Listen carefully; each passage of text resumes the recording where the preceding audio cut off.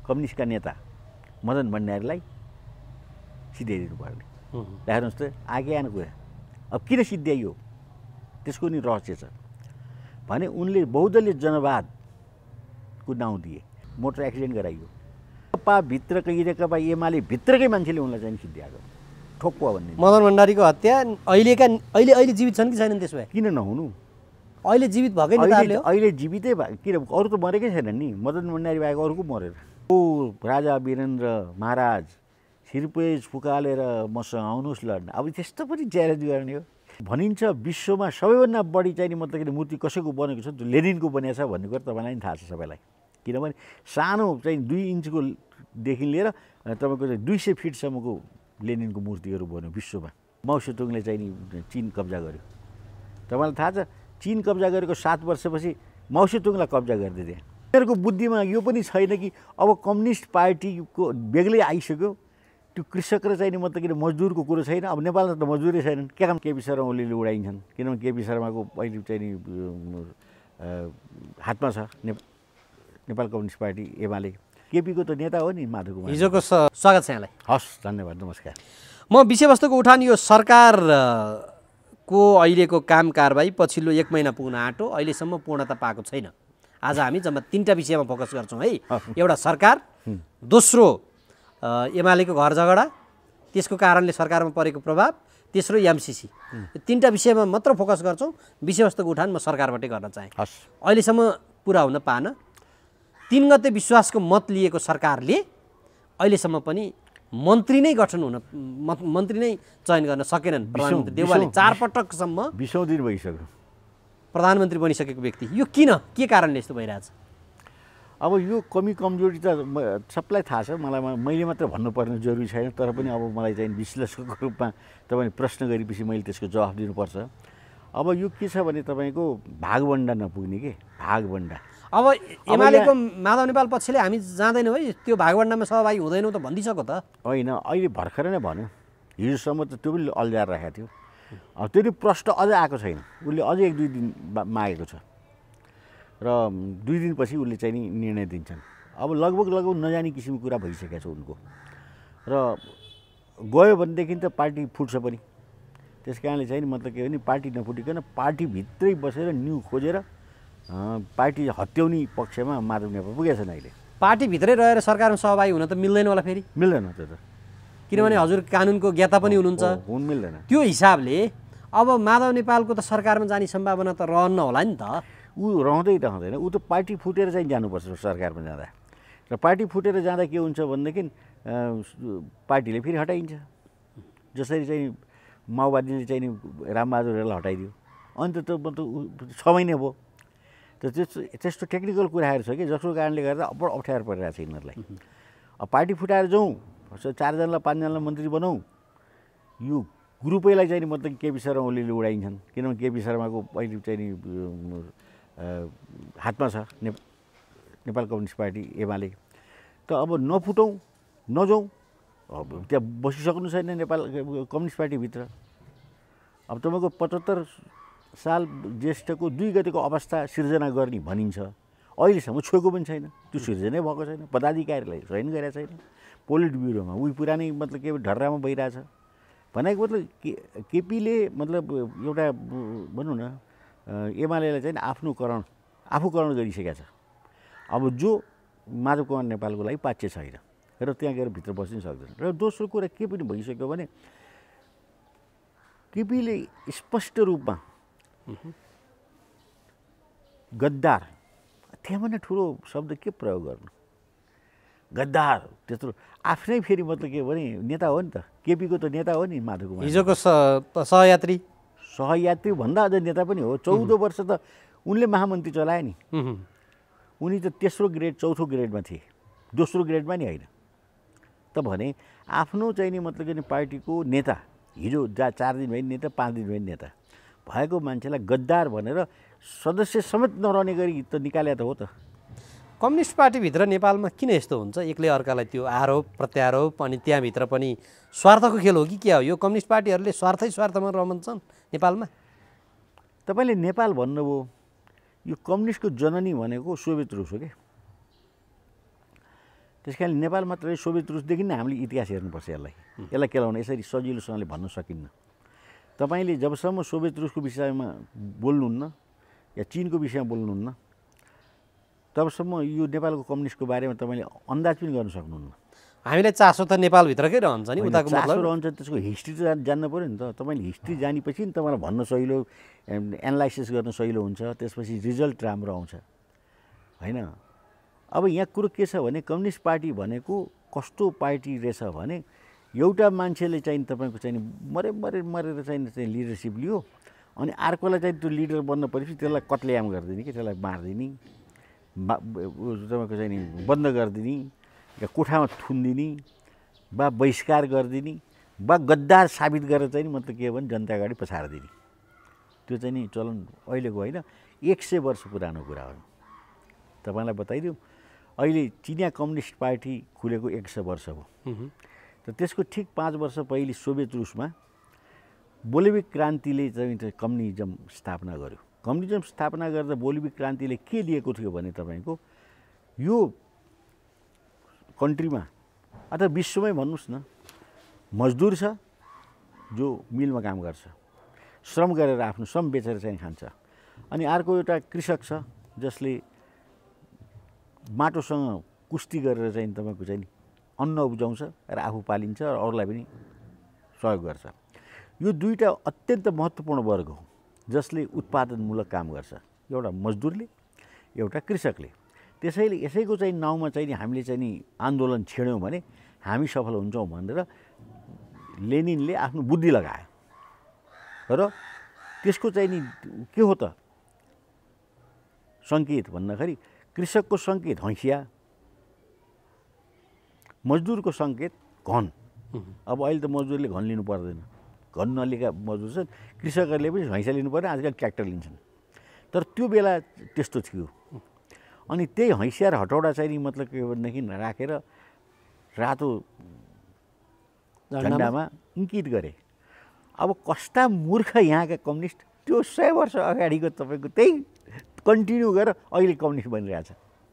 यिनीहरूको बुद्धिमा यो पनि छैन कि अब कम्युनिस्ट पार्टीको बेग्लै आइसक्यो, त्यो कृषक र चाहिँ मतलब कि मजदुरको कुरो छैन। अब नेपालमा त मजदुरै छैनन्, के काम चाहिँ आयो मजदुर होइन। भन्नेहरूले त के भन्छन् भने नेपालमा भएका राजनीतिक दल जसले आफूलाई कम्युनिस्ट सिद्धान्तलाई म मान्छु भनेर आत्मसात गरेका छन्, वास्तविक कम्युनिस्टै छैनन् नि यहाँ भन्छन्। सधैँ छैनन् नि, त्यही त म बताउँदैछु त।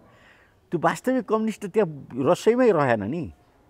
तपाईँ म कुरा त रसादेखि सुरु गर्दैछु नि, सोभियत रुसबाट। सोभियत रुसमा चाहिँ तपाईँको चाहिँ नि कम्युनिस्टको चाहिँ नि नारा दिएर बोल्सेविक क्रान्ति गरेर चाहिँ नि कम्युनिस्टले सोभियत रुसलाई चाहिँ नि अपदस्थ गर्यो, त्यहाँको चाहिँ राजाहरूलाई अपदस्थ गर्यो होइन, र त्यहाँ चाहिँ आफ्नो चाहिँ कम्युनिजम स्थापना गर्यो। तर त्यहाँ कम्युनिजमभित्र के हो भने कम्युनिजम रहेन, अर्को राजा जन्मिन मन लाग्यो स्टालिनलाई होइन। म उही राजा, पुरानो राजा बन्नु मन लागेपछि उसले उसलाई टक्क कत्लेआम गरिदियो। तपाईँलाई थाहा छ यो तपाईँको चाहिँ सोभियत रुसको चाहिँ जो कम्युनिस्ट जन्मदाता लेनिन हो उसलाई मारिएको छ। ऊ आफ्नो जीवनकालमा चाहिँ तपाईँको चाहिँ सहज रूपमा मरेको होइन, त्यसलाई मारिएको छ हेर्नुहोस् है। त्यो कुरा रसियामा पनि मतलब सोभियत रुसमा धेरै किताबहरू लेखेका छन्, कसरी मार्यो, कसरी सिप्लिस भएर मऱ्यो भनेका छन्। सिप्लिस त गराइयो, आइमै लगेर चाहिँ भिडाइयो, त्यस सिप्लिस भयो भनेका छन्। कहिले होइन, त्यो नर्सलाई नै मतलब के भनेदेखि सिप्लिस भएको टाइममा बेडमा थियो, विष खुलाइयो पनि भन्ने छ। र अहिलेसम्म पनि त्यसको वास्तविक कुरो निस्केको छैन। तर के गर्यो स्टालिनले भने आफू राजा बन्नको लागि या आफू तानाशाही बन्नको लागि सम्पूर्ण चाहिँ ठाउँमा चाहिँ तपाईँको लेनिनको चाहिँ नि ठुलो ठुलो कदको स्ट्याचु राखिदियो, अनि त्यहाँ तपाईँको चाहिँ मतलब के भने जहाँ चाहिँ चौडो बाटोमा उभ्याइदियो, मरेको मान्छेलाई उभ्याउने के छ र। अनि राज्य त गर्न पाइयो, लेनिनको नाउँमा राज्य। अब भनिन्छ विश्वमा सबैभन्दा बढी चाहिँ नि मतलब कि मूर्ति कसैको बनेको छ, त्यो लेनिनको बनेको छ भन्ने कुरा तपाईँलाई पनि थाहा छ सबैलाई। किनभने सानो चाहिँ 2 इन्चकोदेखि लिएर तपाईँको चाहिँ 200 फिटसम्मको लेनिनको मूर्तिहरू बन्यो विश्वमा है। त अब राज कसले गर्यो? एउटा तानाशाही राज गर्यो जो स्टालिन थियो, जसले जर्जर बनाइदियो, त्यो सोभियत रुसलाई नै अर्को बनाइदियो, कम्युनिजम नै मतलब दबाइदियो।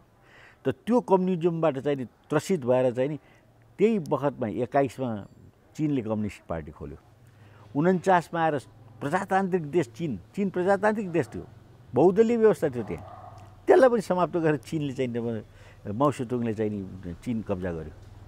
तपाईँलाई थाहा छ चीन कब्जा गरेको 7 वर्षपछि माओ सेतुङलाई कब्जा गरिदिए त्यहाँ, उसलाई पनि थुना राखिदिए। अब मैले किन भनिरहेको छु भने किन हुन्छ सोभियत रुसको जन्मदाता लेनिन मर्ने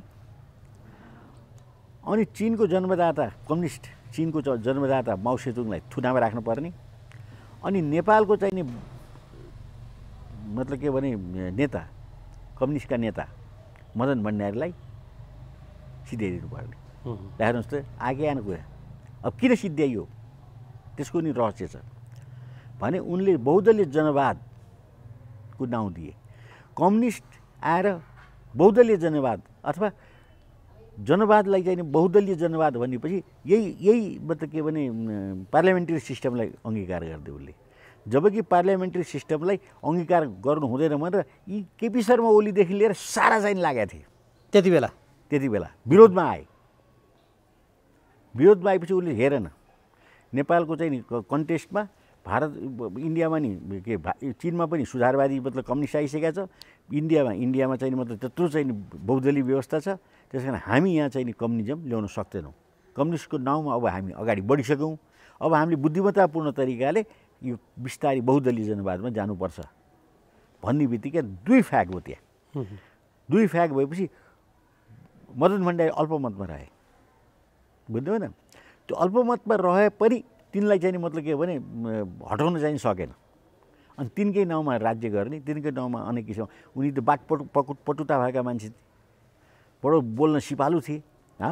यताको कुरा उताको कुरा उता पारेर चाहिँ ठ्याक्क मिलाउँथे। त यति बाठा भए तापनि समूहबाट उनी पन्छिए र उनको मृत्यु भयो।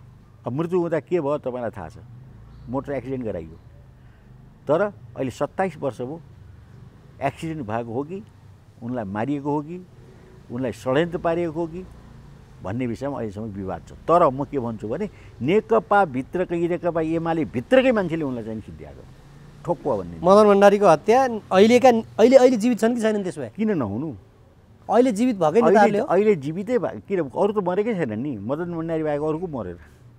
अनि जो त्यहाँ त्यति बेला घटनामा उनका ड्राइभर पनि थिए, उनको पनि हत्या भएपछि पछि त ड्राइभरले त हत्या गरियो होइन। अब त प्रश्रित के अरे आश्रित त तपाईँको चाहिँ म त आश्रितै भयो नि। भनेपछि अहिले रहेका यी कम्युनिस्ट नेताहरू खास गरी नेकपा एमालेका नेताहरूले नै मदन भण्डारीको हत्या गरे, आफूले राज गर्न पाउँछु भनेर हो क्या? मैले पनि इतिहास पढेर जानेन हो, इतिहास पढेर जे इतिहासले बताए त्यही कुरो मैले पनि अन्दाज गरेको हो। किन म कम्युनिस्ट पार्टीभित्रको मान्छे नै होइन, नेकपा भित्रको मान्छे नै होइन, म कुनै पनि पार्टीमा संलग्न छैन। तर म व्याख्याता त हो, यिनको इतिहास त मैले बुझेको छु। किनभने मदन भण्डारीलाई मैले चाहिँ तपाईँको स्टुडेन्ट समयमै बनारसमा भेटेको थिएँ।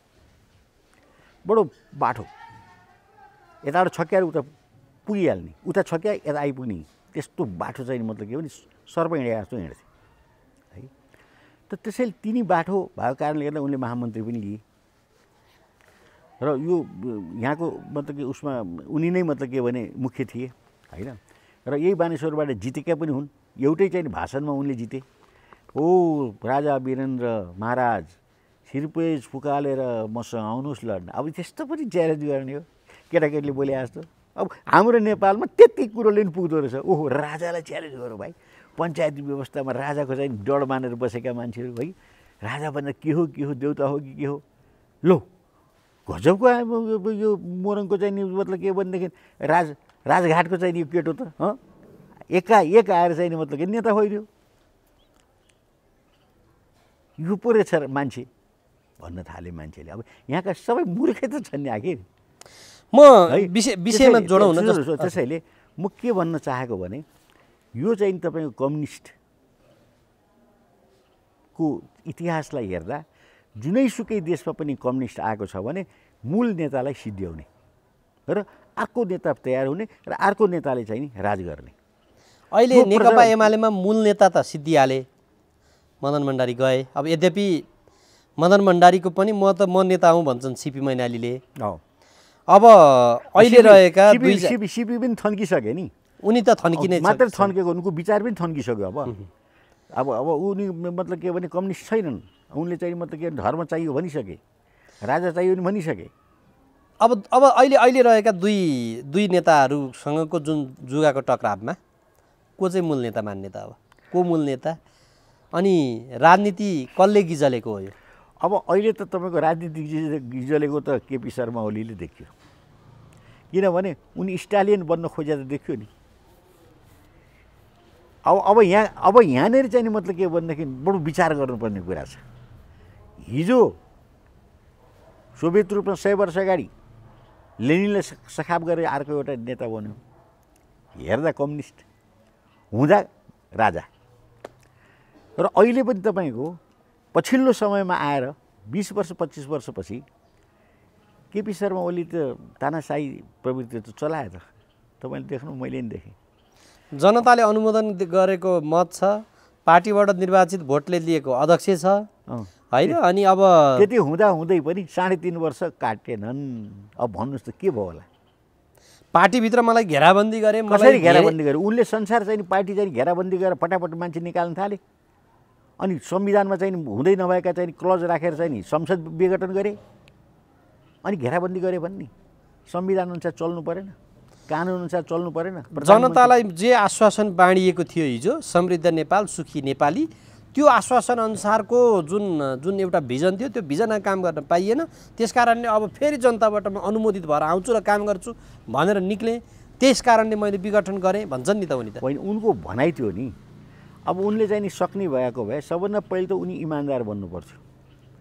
उनले के भने बार भने म सबै भेट्नखेरि उनले भन्थे भ्रष्टाचार नै हाम्रो देशको मतलब के भने उन्नतिको चाहिँ नि शून्य सहनशीलता होइन, शत्रु हो भरतजी, तपाईँ जो लाग्नु भएको छ बडो राम्रो छ। म पनि भ्रष्टाचारको विरोधी हुँ है भनेर मलाई कथा सुनाए। म भ्रष्टाचार गर्दिनँ, हुन पनि दिन्न भन्ने नारा जस्तो चलायो। अनि फेरि उनले अब आफू बालोटारा गएपछि नि शून्य सहनशीलताको अवस्था सिर्जना गर्छु भने। त्यति मात्र होइन, म त भ्रष्टाचारीको मुखै पनि हेर्न चाहँदैन भनेर भने। अनि मैले ठ्याक्क त्यसको केही दिनपछि मैले टेलिभिजन कार्यक्रम हेर्थेँ। अब त्यसो केपी शर्मा ओलीले आफ्नो त्यो एरियामा ऐना राख्नु भएन, किनभने सबभन्दा पहिले त दाढी काट्ने बेला आफ्नै अनुहार देखिन्छ होइन, दाँत मार्दाखेरि ऐना देखिन्छ भने भ्रष्टाचारीको अनुहार त आफ्नै हो, त्यो तिनकै हो। त्यसैले ऐना नराख पनि भन्ने मैले के व्यङ्ग स्वरूप। र उनले तपाईँको भ्रष्टाचार व्यक्तिगत रूपमा पैसा उनले लिएनन् मलाई थाहा छैन। मेरो कमाउनु कोही छैन, लिनु केही छैन, मैले कहाँ गर्छु भन्छन् उनी अझै पनि भन्छन्। तर उनले अहिले मेरो विचारमा कमसेकम उनको रिजर्भ ब्याङ्कमा 5 अरबभन्दा कम छैन। उनकै नाममा कि अरूको नाममा? रिजर्भ ब्याङ्क भने त बुझ्नुहोस् न, रिजर्भ ब्याङ्क हो। रिजर्भ गरेको पैसा कतै राखेका छन् उनले। रिजर्भ ब्याङ्क भनेको नेपालमा रिजर्भ ब्याङ्कै छैन नि, कहाँबाट चाहिँ हुनु नि भनेको। रिजर्भ ब्याङ्क भनेको उनले भन्ने बित्तिकै आउने, सिग्नेचर उनको चल्ने, त्यस्तो ठाउँमा उनले अब आउने इलेक्सनको लागि 5 अरब रुपियाँ राखेको छ। भन्नलाई चाहिँ म भ्रष्टाचार गर्दिनँ। अब भन्नुहोस् त, हो भ्रष्टाचार नगरेको पनि देखिन्छ, किन पैसा उनले लिएको छैनन्, रिजर्भ ब्याङ्कमा राखेको छ। त्यो रिजर्भ ब्याङ्कको मान्छेले बैंकले खाइदिनु नि सक्छ। तपाईँ भ्रष्टाचारको लागि अभियान पनि चलाउनुहुन्छ, यस्तो लामो योगदान छ भ्रष्टाचारीहरूको अनुहार उदाङ्गो बनाउनमा। भनेपछि निवर्तमान प्रधानमन्त्री केपी शर्मा ओलीले भ्रष्टाचार गरेरै त्यहाँ पैसा थुपारेका हुन्, ठोकुवा गर्न सक्नुहुन्छ? किन ठोकुवा गर्न सक्नु? सजिलोसँग सक्छु म।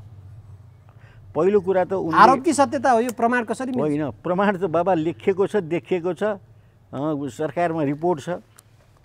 ल अब छोडिदिनुहोस् न, नलेखिया कुरो कति छ है।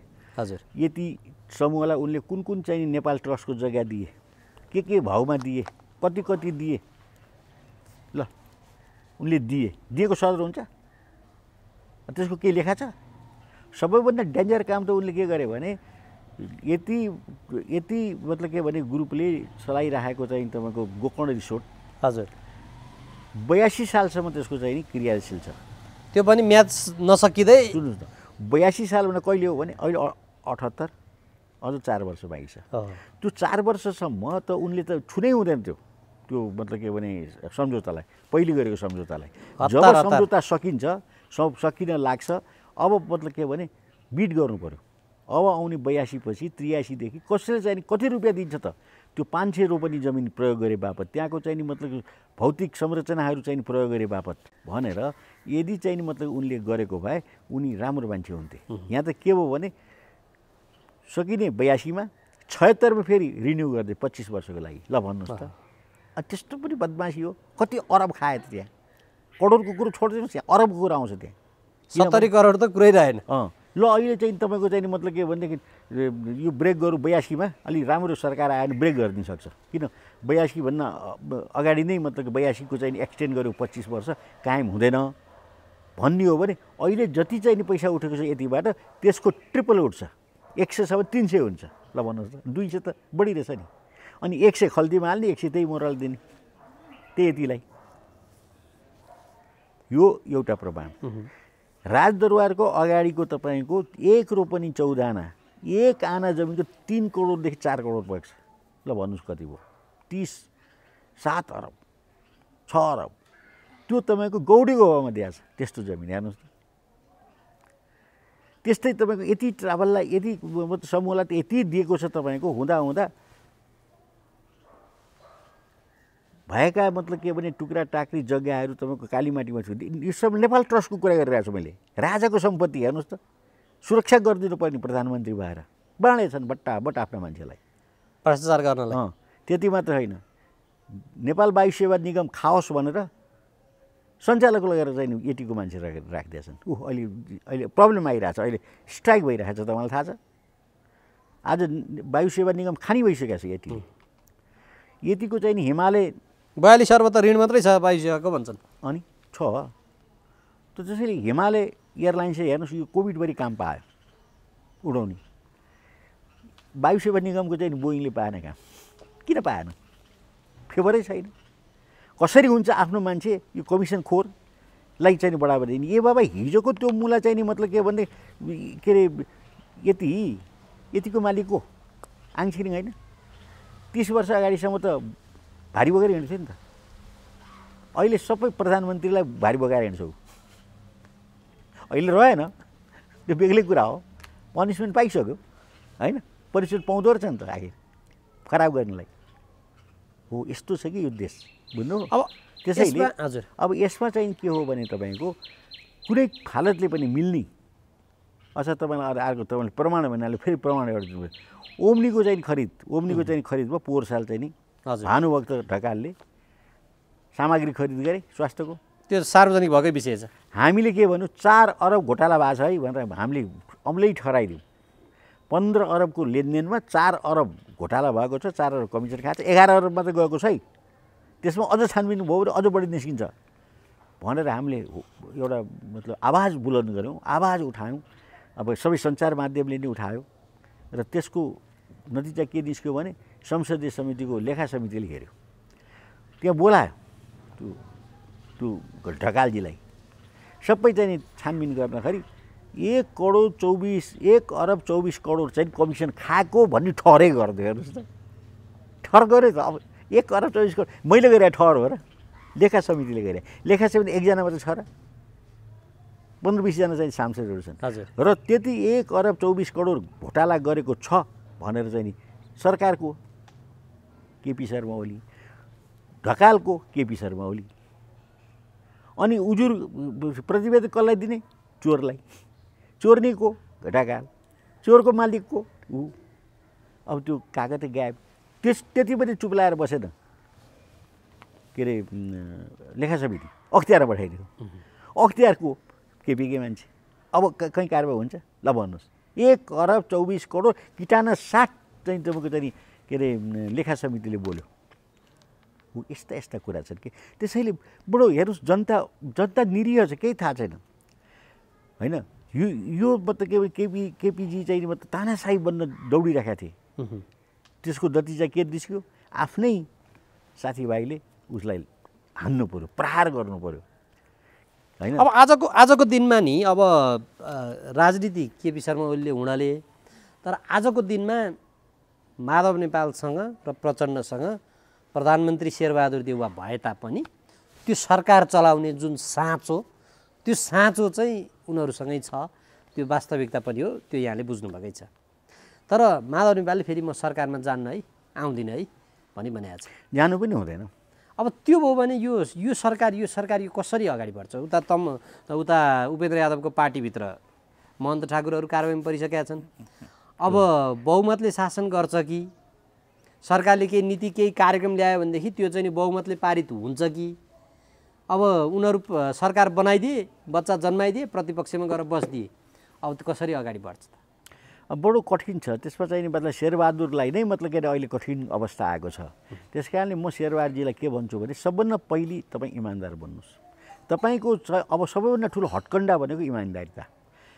एकाउन्टेबल बन्नु पऱ्यो उहाँले के भन्नु पऱ्यो भने अब म हिजोको शेरबहादुर रहेन, मैले हिजो 4 चोटि प्रधानमन्त्री हुँदा जे जस्तो बदमासी गरेँ, जे गरेँ, म माफी चाहन्छु।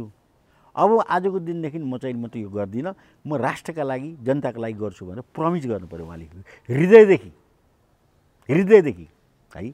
र उहाँले अन्तरात्माले गर्नु पर्यो नि, सार्वजनिक रूपमा त हरेक नेताले म जनताकै लागि गर्छु भनेकै हुन्छ। तर मैले अन्तरात्माले भने नि, आखिर शेरबहादुरजी पनि मैले धेरै अगाडिदेखि चिनेको मान्छे हुन् है। उनको दुःखको बेलामा नि मैले देखेको, बुझेको होइन, भेटेको, कुराकानी गरेको, मेरो मित्र पनि हुन्। त उनलाई अब तपाईँले मित्र भएपछि त बुझ्नुभयो होला नि त उहाँको नेचरले अहिलेको यो परिस्थिति थेगेर अगाडि बढ्न सक्ने, तपाईँले सोच अनुसारको अगाडि बढ्न सक्ने हुनुहुन्छ? होइन, अगाडि त के लाटो मान्छेले त घुइँ हिँड्छ नि, के मतलब हो र? अगाडि पछाडि हेर्दै नि कसैले आएर ठपडाइसक्छ, अनि मात्रै थाहा हुन्छ उसलाई होइन। राजाको टाइममा नि त कचाकुचुक गरेर बदमासी गरिरहेको थियो, असक्षम भएर चाहिँ फालिदिएपछि मात्रै झल्यास मैले त यो काम बिगाइरहेको छु भन्ने थाहा भयो नि त उसलाई। भनेपछि केपी ओली हट्दाखेरि पनि जनताले केही नपाउने, शेरबहादुर देउवा आए पनि जनताले केही नपाउने हो नि त? के काम लाग्यो त? हो, यो डिफेक्ट भनेको के हो भने व्यवस्थाको डिफेक्ट हो। यो डिफेक्ट भनेको के हो भने भ्रष्टाचारिताको डिफेक्ट हो। त्यही भएर मैले अहिले भर्खर पनि के भने शेरबहादुर देउवालाई भगवान् पशुपतिनाथले सुबुद्धि दिउन् कि उनी इमान्दार बनुन्। अब यस्तो पनि हुन्छ, देशको प्रधानमन्त्रीलाई म एउटा साधारण मान्छेले के भन्छु भने इमान्दार बनिदिनुहोस्। इमान्दार स्वतः प्रधानमन्त्री बन्नुपर्छ, मैले भन्नु नै पर्दैन। अब इमान्दार बनिदिउन् भन्ने हो भने पार्टीभित्रको त्यो विवादलाई कसरी हुन्छ छल्न पाए हुन्थ्यो, त्यहाँभित्र कसरी चाहिँ नि अब अनेक गरेर यो पावर युज गरेर आफै फेरि सभापति खान पाए हुन्थ्यो। उनी हेर्नुहोस्, अहिले इमान्दारीपूर्वक गरे भने कमसेकम 5औं पटक प्रधानमन्त्री भएको छन्। अहिले 1.5 वर्ष उनलाई अविश्वासको प्रस्ताव पनि आउँदैन है। र उनी 1.5 वर्षपछि चाहिँ प्राइम मिनिस्टरसिप चलाउन सक्छन्। उनले त साँच्चै पनि यति अपर्च्युनिटी पाएका छन् कि सायद कसैले पनि पाएको छैन। 61 जना तपाईँको चाहिँ मतलब के भने सांसद भएको मान्छेले 165 को चाहिँ मत पाए, विश्वासको मत पाए। हेर्नुहोस् त कस्तो ग्रान्ड, 100 बढी त यतिकै आयो सदनको खेलमा। कस्तो राम्रो चाहिँ भनौँ, चाहे झुक्या चाहे आशाले दिए या मतलब के भने केले दिए, त्यो यसमा पैसा खर्च भएको छ नि यति बेलासम्म उनको। यो चाहिँ नि इमान्दारी भने किन हामीलाई सबै कुरो थाहा हुन्छ। यिनी पनि मतलब के अरे सांसद बेच्न र किन्न चाहिँ मतलब पछि हट्ने मान्छे होइनन्। यिनले 56 सालमै सांसद 1 करोडको भाउले किनबेच गरिसकेका मान्छे हुन्, तर यसपालि गरेनन्। यो 165 को मत बिना पैसा आयो उनलाई, बिना खर्च आयो। अब यिनलाई थेग्न सक्ने अवस्था चाहिँ नि छैन। अब मैले चाहिँ के सजेस्ट गर्छु भने म एउटा उनको मित्रको नाताले, म उनको समकालीन चाहिँ व्यक्तिको नाताले, म बाहिर बसेर पनि मतलब के भने राष्ट्रको हित हुने चिन्ता गर्ने व्यक्तिको नाताले म उनलाई यति मात्र अनुरोध गर्छु कि अनेस्ट भइदियो। अब अनेस्ट हुने सवालमा जस्तो हिजो उनैले आफ्नो मन्त्री ज्ञानेन्द्र बहादुर कार्कीलाई पठाएर सम्झौता गरेर ल्याएको एमसिसी जुन छ, त्यो एमसिसी पास हुन्छ, अब संसदले अनुमोदन गर्छ, अनेस्ट हुन्छन् यसमा? अमेरिकालाई उनले चिड्याउँछन् कि चिड्याउँदैनन्? अब तपाईँले गजब कुरो गर्नु, ठिक भन्नु। अब वास्तवमा एमसिसीको विषयमा चाहिँ नि एउटा नयाँ कुरा मैले तपाईँलाई भन्नै पर्छ। हजुर भन्नु न। त्यो के हो भने अब एमसिसीलाई 2 दृष्टिकोणले हेरौँ। एउटा अमेरिकन दृष्टिले, अमेरिकन सरकारको दृष्टिले के। अब हामी त विश्लेषक सबैतिर पुग्न सक्छौँ नि। हजुर, एकछिन व्हाइट हाउसको छेउ गएर हेर्नु न। हजुर होइन, प्लिज हेर्नु न है।